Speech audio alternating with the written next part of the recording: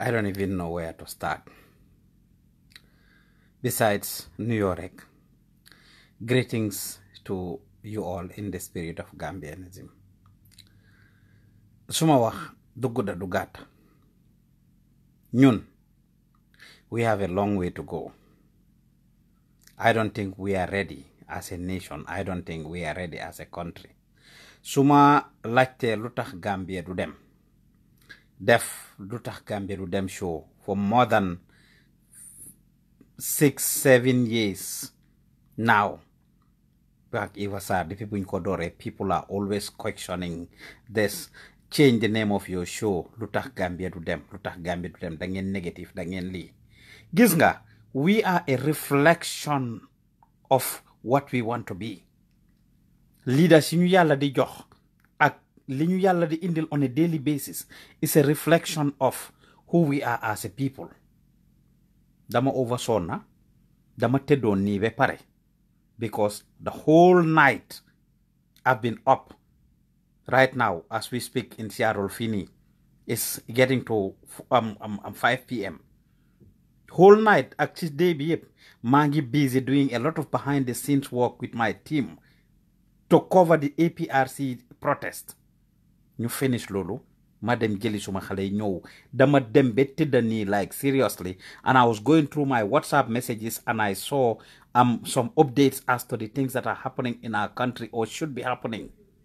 And the latest that I saw is the victim center, of course, planning to hold a press conference on Monday, and of course supposedly a demonstration on the 23rd.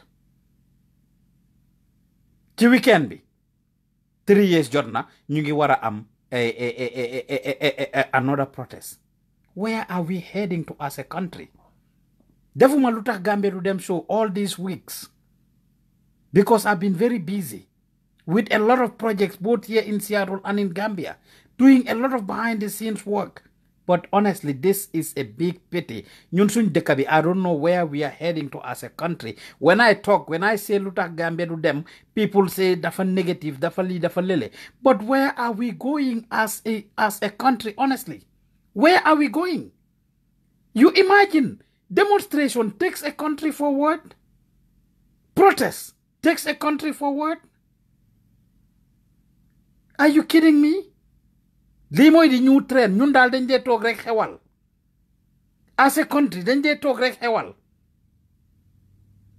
Dañ dee toog rek xewal. When I talk ñu ne dafa sañ. When I talk ñu ne dafa bari wax. Like honestly, let us open our eyes. Let us open our ears. Nañ leen xam ne lii yóbbu dëkk kanam. Just because democracy lañ wax rek, everybody just wants to abuse it. People who don't even have a clue of what they are fighting for. Every single day we are up to something, whether genuine or ingenuine. Can you imagine? Demba si suba, the Food Safety and Quality Authority, same staffy, had a press conference, supposedly something that is called a press conference, huh? The demand land pour sen boss, Miss Zainab Jallow, ñu ne nañ ko fire, nañ ko génne, accusing her of corruption, nepotism, mismanagement, abuse of office, and so many things lañ ko accuse of. When I read their petition, which they submitted to the office of the vice president, they submitted this to the office of the vice president. Last year, nothing was done. For the past week, this staff of this Gambia's Food and Quality Authority, I've been in touch with them. You send all kinds of things. Petitions you guys bindak, letters you guys submit to the office of the vice president, all the things that they did. Pour safaral sen digente ak sen boss.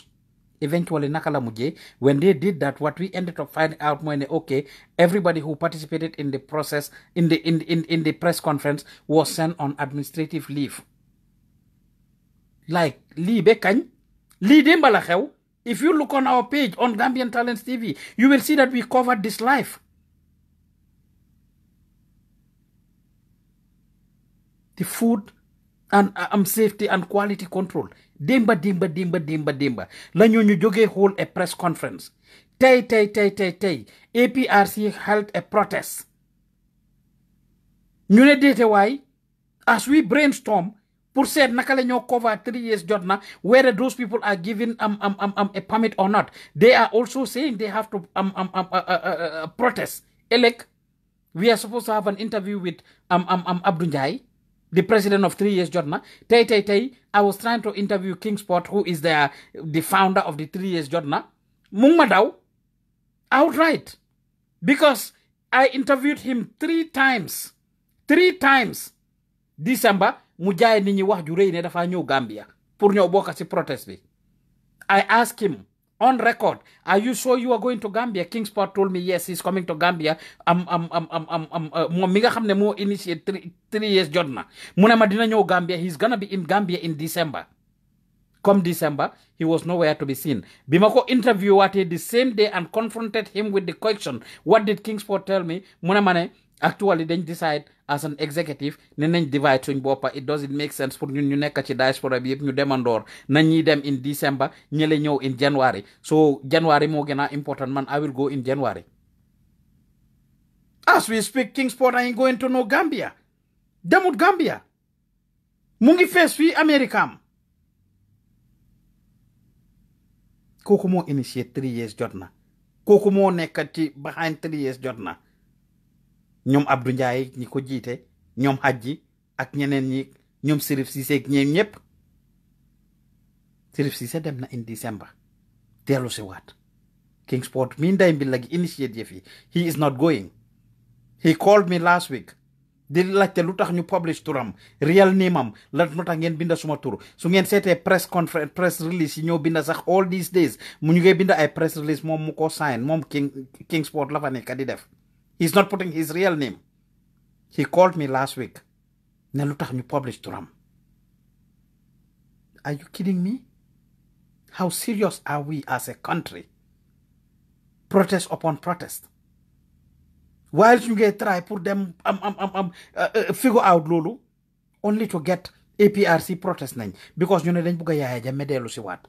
Victim center ñu ne ñoom tamit dañ disappointed, they are offended with lu tax IGP war a jox APRC permit. As a result ñoom tamit ñu ngi plan pour amee press conference on Monday on the 23rd. ñoom tamit ñu ngi protest against lu tax against IGP's decision for giving APRC a permit. bés buñ foogee ne bii la léegi ñu ngi doon foog ne ok léegi APRC def nañ tey jeex na last week 5 years for peace def nañ muy ñi support président Barrow for 5 years agenda ñooñu def nañ last week ñu ne déetawaay boobu jeex na waaw nañ xaar 3 years jot na ñëw APRC raada si diggante bi APRC def nañ tey ñu ne APRC jeex na ñu ngee xaar pour sondee 3 years jot na dellu si waat all of a sudden victim center ñu géegee na pour protest against IGP's decision. So léegi nii la ñoo nekkee protest counter protest protest counter protest protest counter protest. Do we even know how much this affects our country really? Do we know the amount of money that is lost? We are privileged to say, we are glad to say, time in 3 years, Jotna protest be the first one that they did on the 16th of December. Gambian Talents TV was the only media house that went across the greater Banjul area. We sent teams to different places. We sent teams to Birkama. We sent a team to Birkama. We sent a team to Bakau. We sent a team to Senegambia. We sent a team to Banjul. We sent a team to the 3 years Jotna ground, and we had a team at Serekunda. All of whom went to find out the status quo of the country at the time. Nothing happened.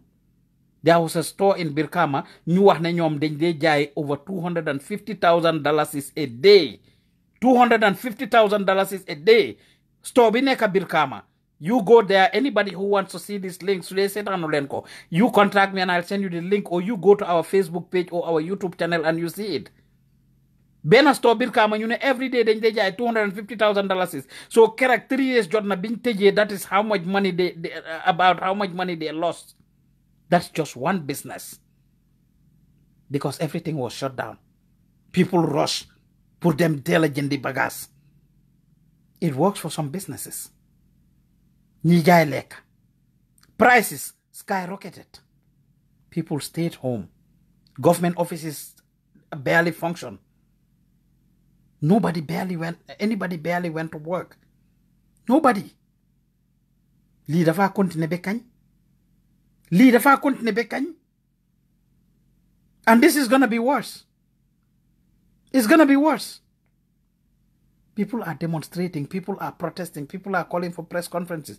Do they even know what they are doing? How much do we understand the issues? How much do we understand our rights? How much do we know our responsibilities? How much of our responsibilities do we know? Like, I had a conversation with somebody yesterday. This food safety and quality authority people, they held a press conference. Of course, they are government employees. Am nañ right pour def seen press conference. Should they have done it at the office? Suñ bëggee def seen press conference pour ñaxtu ndax mënuñoo génn dem to an independent place fu ko gaay di defee. They didn't have any permission. They are not the spokesperson of the authority.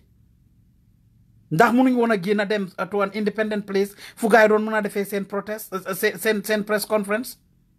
They may have all the rights. They may know all the things that they are talking about might be true. Why ndax am nañ right pour hold a press conference in the government building when work should be going on and they hold the place hostage?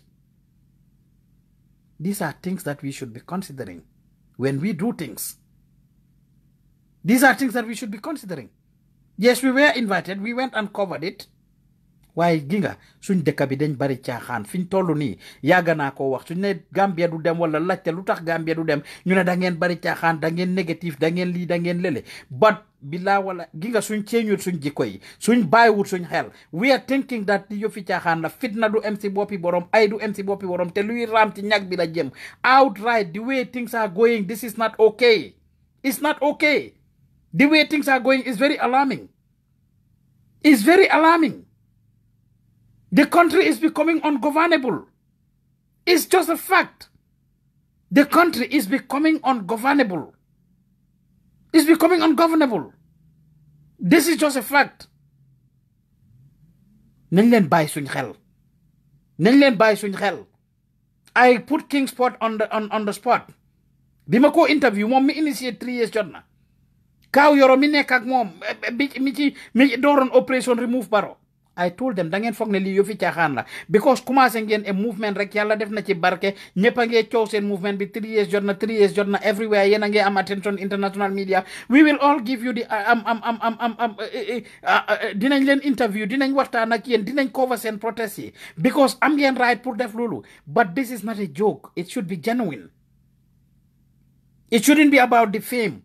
It shouldn't be about your name being used. It shouldn't be about you being able to be on the spotlight. Legi to ibe WhatsApp every minute. Yange gis attention. King Spot update on Lee. Breaking news Lee. Breaking news. Sirif Sise clears the air on this already. Just because you guys are having this attention, all of a sudden you became a household name in the country. Ngen fogne li yufi chahanda. Yufi deka du chahande. Du chahande. Seriously, I am very sleepy. Guddi gi yep mangi up working with my team to cover this APRC press APRC thingy the whole night. Buya good ni la parek ñom. As we speak, I have a team going to Dakar in the morning to cover the Senegambia run. As we speak, ñoo nga friendship hostel di fanan fofu.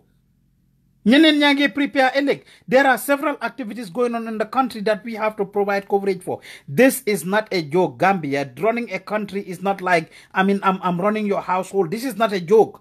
Ñu ngi caaxaane loo xam ne nag lii raam ci ñag bi la jëm. Lii raam ci ñag bi la jëm. Now, fi mo nekkee si confrontational is when it is involved. Police is saying, how prepared are our police officers? How much do they know about their responsibilities, about their duties and the things that they need to do for the citizens? How trained are they? Lila ko wan moy so nekkee ci protest yi ni when my team goes to cover these things, police yi dañ leen dee jéppi, they take them as a threat. They take them as a threat. Ne journalist yena yaaka dëkk bi lu fi yaaxu yena ko yaaka yena nekk di wane lii nii yena nekk di wane dëkk bi di def lii di def lele. They are insecure in front of the journalists. And not only the journalists, the people protesting. Now, ñan ñoo xam seen right. Ndax citizens yi xam nañ seen rights. ndax xam nañ seen responsibilities ndax police yi xam nañ ñoom tamit seen mandate ak li leen tax a jóg that their role is to protect the lives and properties of the people and to maintain the peace and stability of the country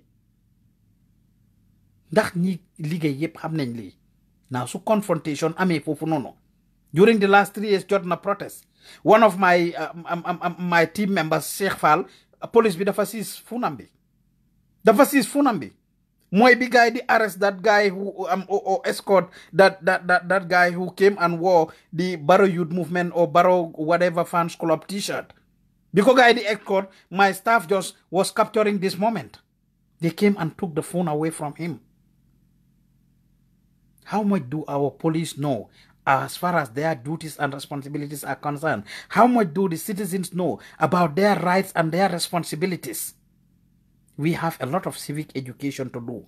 Mota nagma sonna be mel nilan, and I still have to do this because bima ibe suma WhatsApp bi bema gis bena ñaar ñetti updates as to things that are happening or requests that are being sent to me or emails that are sent of okay, protest, counter protest, protest, counter protest, and you see how misleading it is. Nga duga ci yena groups yi wala nga gis yena pictures yi wa Barrow yu Kambi will tell you that 3 years jot na sen protest bi amut won crowd ñu jël pictures yo xamne it's the beginning of the protest or place yo xamne nit yi bari wuñ fa ñu wone pictures yo circulate ko in their groups to show ne lolu moy the reality of that protest. The same thing happens to 3 years jot na, you get into their groups, the Barrow protest, they show you that yena remote areas that this thing didn't happen, ñi amuñ nit amuñ lele. Like we are taking this as a joke and we just enjoy it, or just because we want to do this for the fanfare, we want to do it for social media, we want to show people ne ñun ñoo mun li ñun ñoo def lele. Gambia nañ leen pare pour liggéey li yóbbu dëkk bi kanam. This does not take the country far.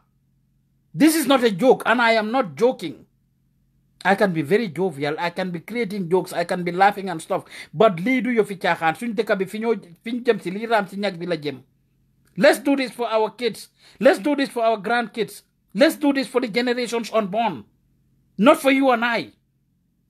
If you are sitting behind your keyboard and are championing and all of these things, or you are initiating all of these things about protests and counter-protests and the like, let us know that it does not take the country forward. I have no doubt in my mind that yes, the citizens have the right to protest, that we have the right to hold our governments accountable, and we can do this. Besides the ballot box, this is one way that we can hold our government accountable, by protesting. But can we also understand that the courts are there for us to use? Can we use alternative ways? Can we have the courts interpret the laws for us? If the IGP denies, us a permit to protest, can we not challenge? In 3 years, Jodna, for example, have lawyer Yanks Dabo and few other people, legal-minded or legal luminaries amongst themselves. Can they not use these people to go to the courts and challenge the IGP or challenge whoever, or even challenge President Barrow? It's not fair. I'm putting a halt to the lives of several thousands of Gambians. When I see their press release and they talk about this, they have 500,000 people. Are you kidding me?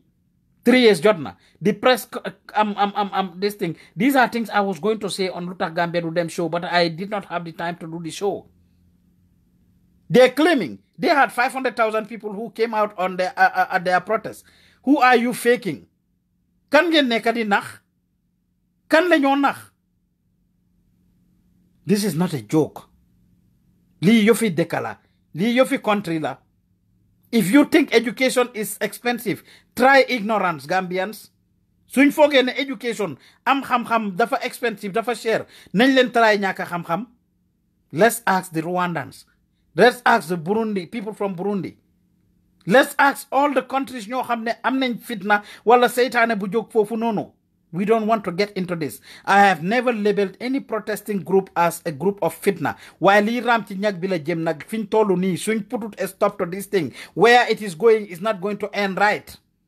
People in the diaspora who are either championing this, who are funding this, who are giving people on the ground ideas to tell them it's your right, it's your lead. It is their right, true, but they have other means that they can explore. Other means. It's getting out of hand, and that is why I am saying this. Not in favor of any of the parties that are protesting. Not against any of the parties that are protesting. I will emphasize again, it is your bona fide right as citizens for you to go out and protest. But fusa right, emfala right, kenen dore, te yena nge xañ ñu bari seen light. And people like us are having sleepless nights day and night because of seen protest yi dañ am pour gindi askan bi mu ngi ñëw every day si ñun ñi ñaa ngi jaaxle ñu ngi ñëw ci ñun with all kinds of thoughts, with all kinds of allegations, with all kinds of accusations, with all kinds of rumors every day. Ñi ñaa ngi indi from one to the other, from one to the other. Te li la ko firndeel is my mom who does not have formal education. When I call my mom to talk to her, the ideas that she has and the messages that are put in her head are just crazy. Based on things that they are hearing from the WhatsApp messages or things that are being screenshot and sent to them from Facebook or from other places. It's not okay. It's not okay. We need to give facts. Ñun ñu nekk ci diaspora bi, we are not helping this in any way, shape or form. A lot of us have sleepless nights. So protest waree am ñu bari suñ waree liggéey dañoo siisu toog pour seetaan protest bi. I remember fii in Seattle maa ngi commencé di liggéey ak suñ maire yi nekk fii ñu bari si ñoom they had sleepless nights. A lot of them were calling me. I remember on the night of the April, January or December 16th, I was with the mayor yu nekk fii in Seattle going someplace with them. Throughout the journey, we drove for about 40 to 45 minutes from Bellevue to Everett Linwood area. The whole conversation was about the next day and the and what was going to happen. The next day and what was going to happen.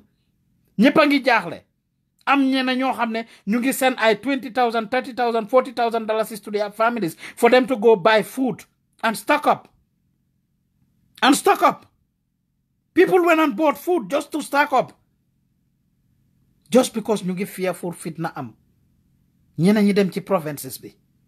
ñeneen ñi toog liggéey wuñ. It is not okay. Fitna nag kuko si sa bopa bi la em. When we know our rights, we should know that they come with responsibilities. And here, the government themselves, they are not helping in any way, shape or form. Ñoom seen bopa nekkuñ di help situation bi. Tey ñu ne joxuñ ñi permit, ëllëg jox nañ ñele permit, deny nañ leen permit, the next minute ñu jox leen permit. Kan la gaay nekk di nax, and what are they going, what is going on? What is going on? What is going on? Gis nañ how smooth that of the 5 years jotna was. They're claiming bokkuñ si. Amuñ anything to do with it. Amuñ anything to do with it. We've interviewed Ibrahim Soriba. We've interviewed some of the members of the 5 years for peace group. They said the presidency, Barrow and Cliffin have nothing to do with that protest. Kan la gaay di nax, kan la ñoo fenal? Kan dañoo nax? When we saw ñoom Ami Boyang Sissoho, director of press, you are not supposed to be a politician. We saw you in the heart of the rally. Kan la gaay di nax? When we saw ñoom Henry Gomez, mu ngi doon ooyee ñele 3 strass ñi doon def protest yi 3 years jot na mu ooyee seen protest bi 3 strass, whatever he called them. This one he called it something different. We see him smiling. We see him laughing. And he was so arrogant and not so friendly to talk to journalists or whatsoever. The same thing. So many people. National Assembly members. Nyom Fatmata Jawara. So many prominent people who are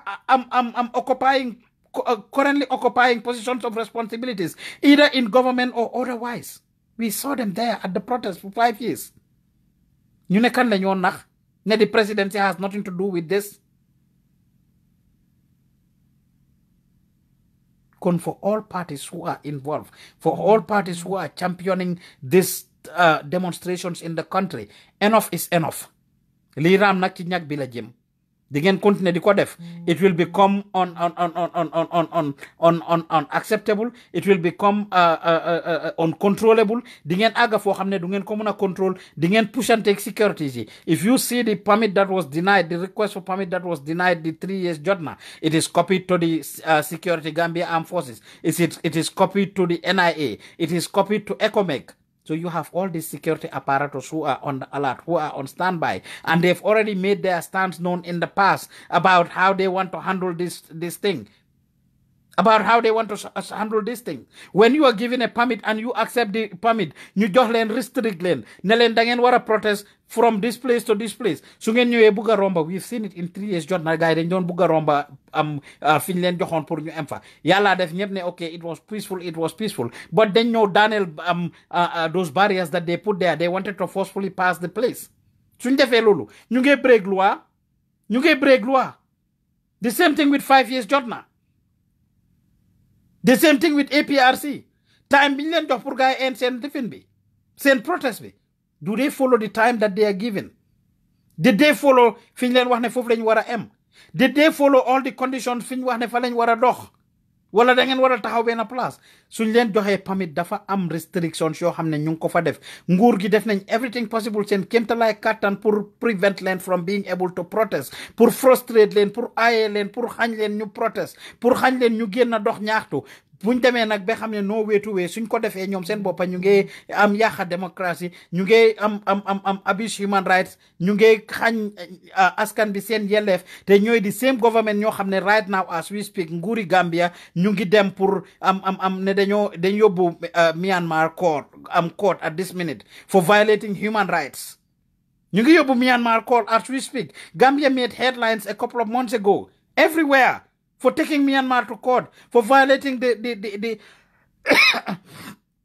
the rights of those people. So your Gambia government so demee ba yóbbu ñu court ñu gis Batambedu in the middle of this thing mu taxaw ci Hague bi di justify lii nii di defend am case boobu noonu the next minute ñooñu suñ waree ñëw ne dañoo xañ citizen ci seen right what will that look like in the eyes of the world? These are all basic things yoo xam ne dañ ko war a bàyyi xel. These are things that we need to know as a country. This is not a joke. This is not a joke. It's not a joke. The government should get it together. Ida mun ngeen a govern munu leen a govern ngeen sàkka pexe the same thing ak ñiy liggéey whether the security police yi laak soldats yi laak NIA yi laak am wala SIS bi laak whatever their position is or whatever it is department that they are working in or parastatal nañ xam ne dëkk lañ nekk di ron we are running a state we are running a government ñun citizens yi tamit nañ xam loolu fitna nak ni ma ko waxee ci gannaaw ay du MC boppi boromam and whoever is behind these things if you are sitting behind your keyboard and just talking all type of talks and saying everything that you want to say xamal ne you are not doing justice to yourself and to the country and if the country becomes unstable doo ree soo fa nekkute yow mu nekk ci diaspora bi sa yaayang fa suma yaayang fa sa mag yang fa suma mag yang fa sa rakkay suma nijaay yi suma jarbaat yi the same thing applies to you and that is home regardless of what lu bitim réew neex eventually we may want to go back home or we will go back home and we need to be able to get this fact together regardless of what it is regardless of what it is wax naa bet daaneel naa suma lampa bi and you can see toj na it's so unfortunate. We need to get it together for heaven's sake. We need to understand that this is not a joke. We have a country to build. We have a nation to build. And we need to be able to do all that we can to actually take care of Lee. It's not fun. It's not. Li du yofi caaxaan. Do yofi caaxaan. And I wish like us Gambians we know this. I wish we stop playing games. I wish we stop doing the things that we are doing. Thinking is thinking that we have, our little hamlets and huts to do whatever. It's not okay. Seriously. A word like is enough for the wise. I was very tired and very sleepy. I will do Lutah Gambia to them show and do proper analysis on this. But it's not okay and we are betraying a trust. We are betraying our country. This is not okay. It's not funny. It's not.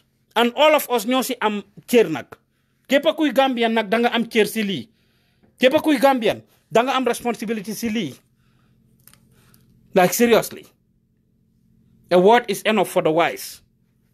A word is enough for the wise. It's about time we be civilized. It's about time we be serious. It's about time we know that the country lañ am pour bil and lii yóbbuwut country bi dëkka suñ xamee ñun suñ amee suñ xew yi sa xew yi laa leen wax de suñ amee xew rek liñ dee def wala ñu ne dañoo julli juma Friday ba tax ñu block a whole street just few minutes yooyu or 1 hour suñ xamee ñaata xaalis la dëkk bi dee ñàkka ñaata koom-koom la dëkk bi dee ñàkka just for that 1 hour bi ñoo block traffic block everything just because ñu ne dañoo julli juma I would know my fanatic brothers will now start saying, okay, legi muge challenge Islam, muge challenge li, it's not what I'm saying.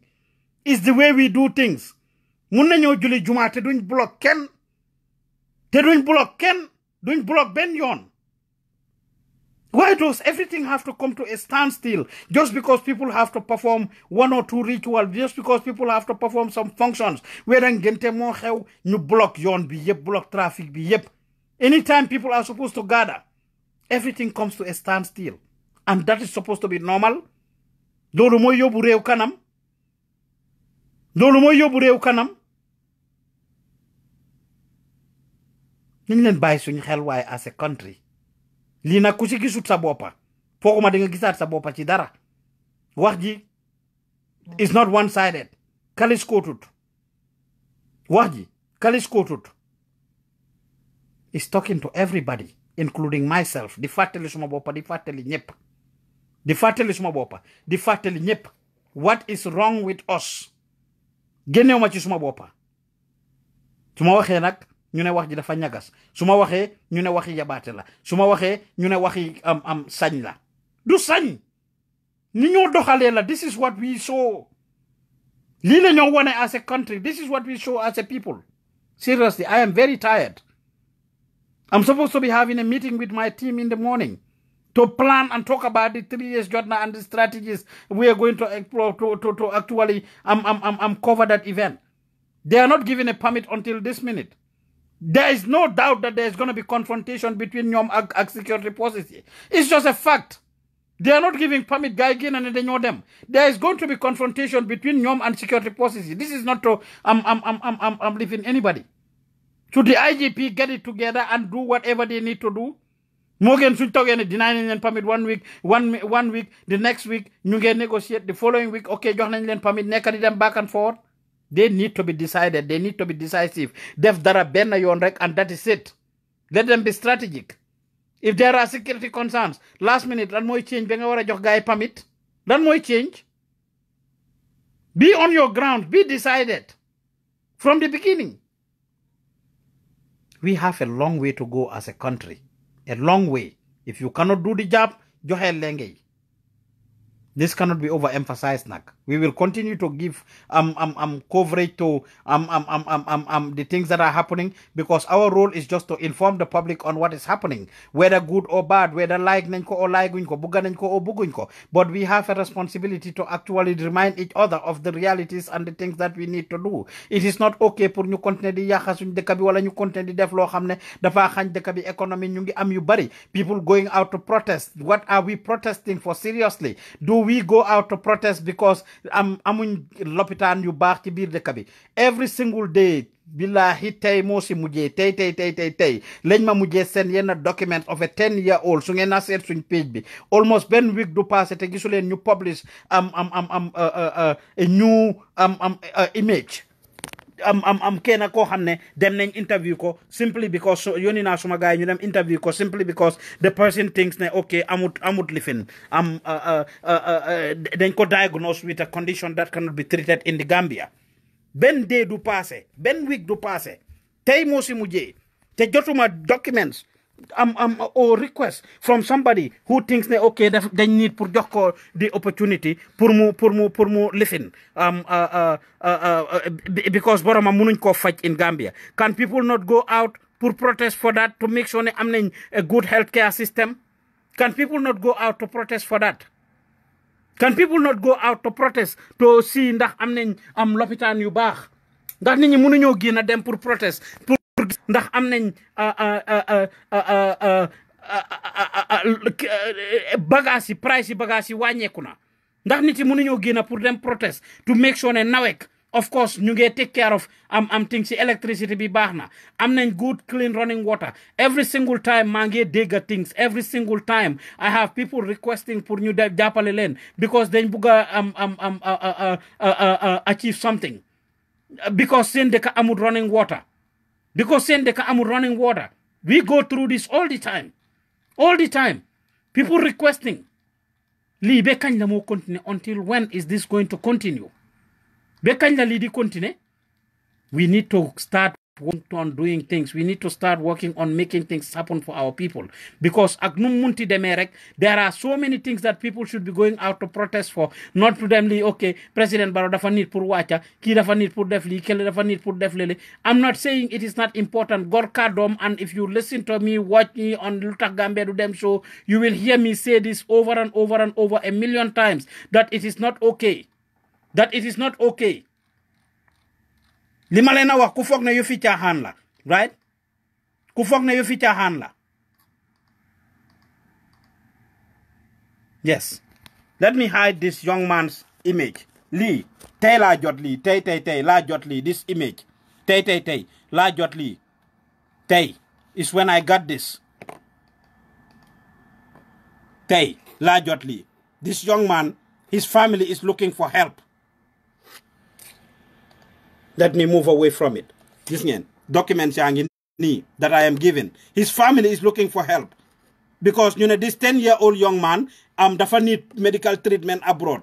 I got this message today. La got this message. I have to get off my bed just to show some of these things.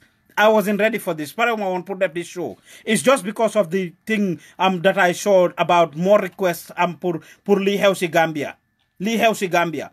We are stuck with different things, different programs, different things. I have a young man in China who actually reached out. Page he reached out. Because Papa moko don't fail school fees. Papa am dafa rir si jamono ji nekk ni, and he is looking for help.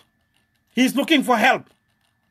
Dafa need to keep pour jekali school fees am. He pays about $2,800 every year. This young man needs help to actually finish his education. Finish his education.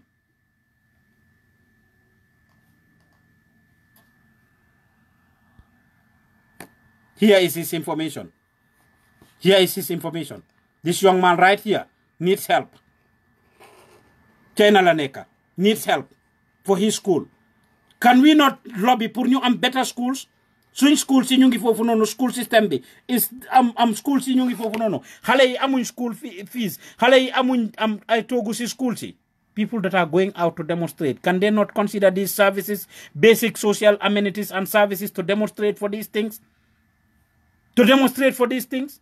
Suma ibe suma WhatsApp be, like I said, yima gis that I'm freak out sometimes. It freaks me out. Like I said, multiple requests for different things that are happening, left and right. Then am sohla bi, then sohla li, then sohla lele. Yobu ñu fi, yobu ñu fele. Am li mo nekk di xew. My team was in Gunjur today. The people of Gunjur are still requesting justice. Pour send waa ji ñu rey last year noonu. Ba tey ji nothing is done about it. Nothing is done about it. Yep ki protest. Kuchigena nak lose his life for the most part, because we have some arrogant or ignorant or security officers who are on the ground, who will end up victimizing citizens, or citizens who are trying to take the laws into their hands and something end up happening to them. Lolu moy mujjé xew rek. Lolu moy mujjé xew. So it's not easy, it's not okay, it's not right, it's not fun for us to continue to do these things. Ne dañu génn protest because President Barrow did not sample joxe kàddoom. We still ask President Barrow pour mu joxe kàddoom, pour mu sàmm kàddoom. Lolu, there is no doubt about it. I mean, lolu gor kàddoom moom moo ko waxoon 3 years. I mean, la waxoon ne lolu la moo toog and he will give up on it. 3 years la waxoon ne lolu la moo def and he will give up on it. And it's just something loo xam ne dafa need pour continuer. It's something that we are still thinking strongly that he needs to honor his words. But whatever the case is, it's just unfortunate and sad that we as a country, then you continue to go through this over and over and over, every day, every minute, every second, nelila you go through. What is enough for the wise, nak? I wasn't prepared to do this. I had to just get up to come and do some of these things. Demon na beteda.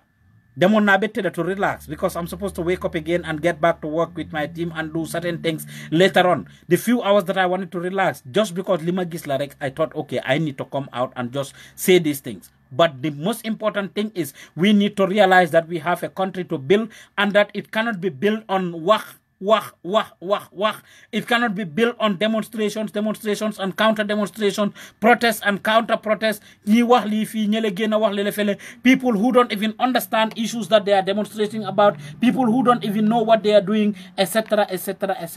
We need to start looking into these things. Ram ci ñak bi la jëm nak te amna fum aga fo xamne duma ko like du ngeen ko like duma ko bugga du ngeen ko bugga, and we all have a responsibility. Let us talk about these things in our views. Let us talk about these things ci suñ biir neegi sey. Let us talk about these things ci suñ xarit yi. Let's talk about it at family level. Let's talk about it at our workplaces. Let's know that this is not okay and we need to put a stop to it, and we need to do everything possible. It starts with you and I, man maak yow ñi seetaan man maak yow ñi waxtaan si ñun la moo dooree. The process starts with us. Pour mu mun a trickle down, it has to have a trickle down effect. lépp lu ñoo def dama ko dee wax ne it starts with us at our family level. Si kër yi li ñoo yóbbu ci liggéeykaay yi si biir kër yi la dooree. su ngeen gisee suñ président yi suñ ñëwee def li ñoo def because si kër lañ jógee li ñoo def ci kër yi ñu ko get away with it loolu la ñoo dem di ko def ci state house bi di get away with it. li ñoo wax ne suñ ministre yi li ñoo def ak all civil servants wala people who work everywhere, the things that we do at home are the same things that we do at workplaces. ñu ni neen ku ci nekk carefree attitude soo demee liggéey lu la neex ngay def sa liggéeykaay. When you are supposed to be giving people service, you think you are doing them a favor. sooy liggéey ci place nit ñoo nga war ko signal dara war ko toppatool dara document la or whatever it is, you think you are doing that person a favor. Nu la neex nga waxee moom, nu la neex nga ko traité, nu la neex nga li fi nekk moom. I mean, it's just sad and ridiculous. It's just sad and ridiculous. It's unfortunate.